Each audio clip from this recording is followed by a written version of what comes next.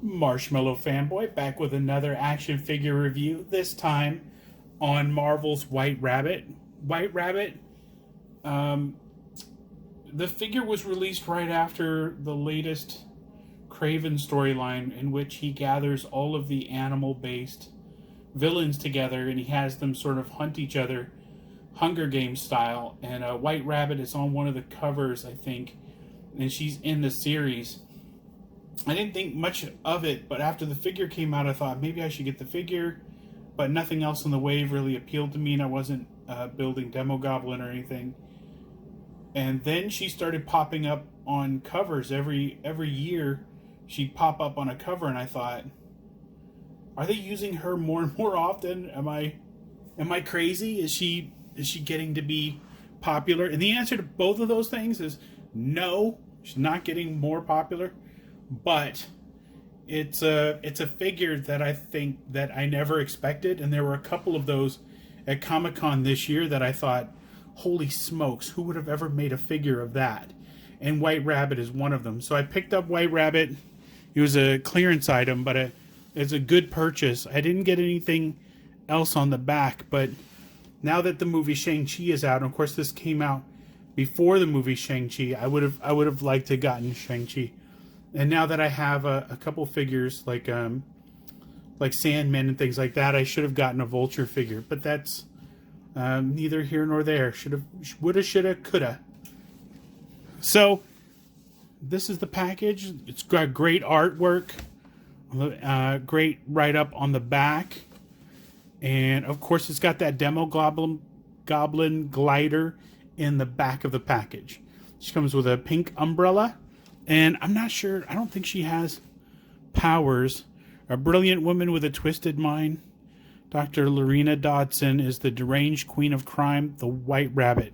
I wouldn't say queen of crime. I haven't really seen her do much. But this is an action figure review and not a comic book review. So let's open her up and take a closer look. Okay, now that it's out and it's attached to the Demo Goblin glider, let's take a closer look at the White Rabbit. First, the Build-A-Figure piece for the Demo Goblin was the glider, so I thought, that's just super cool. There's a lot of weird angles to this, so I'm not sure if I have that hooked in right, or if it's meant to be stood on another side, because all of the sides are different lengths.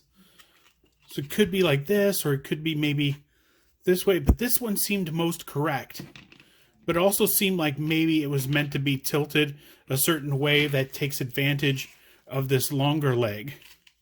So I kind of tilted it to one side and put White Rabbit on it. But the glider itself is just super cool. I'm thinking about, wow, it'd just be cool to put other figures on it, but I'm not sure who I would put on that.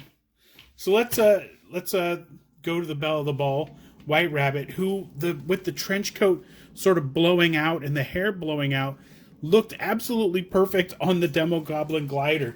So maybe the glider stays. I don't know. I don't have to decide it right now. So the umbrella, very cool, has the blast coming right out of it, the blast effect, which is a really nice touch. Although maybe it does come off. Maybe it comes off.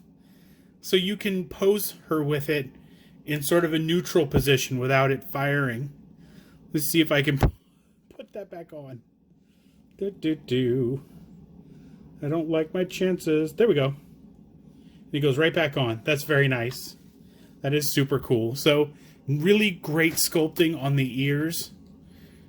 Great sculpting on the hair. I'm not sure if she does a lot of moving in the comics, or she runs really fast, or she takes some mode of transportation, or she's always taking a convertible or something. The hair is a little weird, just in that I'm not sure that it fits with the character, but she can look down. The bow tie sort of blocks her downward view, and she can look up a little bit. Not bad, and the hair blocks some of the 360 degrees, but unless you're doing an exorcist, you probably don't need it to go 360 degrees. But the arms go 360 degrees, and her arms come out The nice ball joint here, and any bicep swivel? No bicep swivel. That's weird. And oh, it's got the original elbows. No double elbows. Gosh, this is an older figure, isn't it? So let's see. It has a hinge on the hand, so she can kind of go in and out. And of course, they rotate. She didn't come with extra hands or anything. Let's see, the trench coat is molded. Looks really nice. And the legs are ball joint down here. There's a little registration tag on there. I haven't seen kind of a registration tag on a figure in a long time. Let's see. There's a thigh swivel down there. There is double pin knees, so she probably could kick her own butt if the no, she couldn't. Even moving the trench coat a little bit, she can't quite make it all the way back. But let's see if she has a swivel at the boot. She has a swivel at the top of the boot, so you can turn at the boot. She has, of course, the foot hinge and the side-to-side, the swivel on the foot, and yeah. So that's a lot of articulation for a figure that, I don't know, there's a lot of figures that Hasbro's putting out that nobody asked for. I'm sure White Rabbit isn't on anybody's list, but oh my god, neither was Frogman. And some of the figures that they announced at Comic-Con can't be on anybody's list, but they're putting them out and they look amazing. So I'm glad that I got it. It's a great purchase.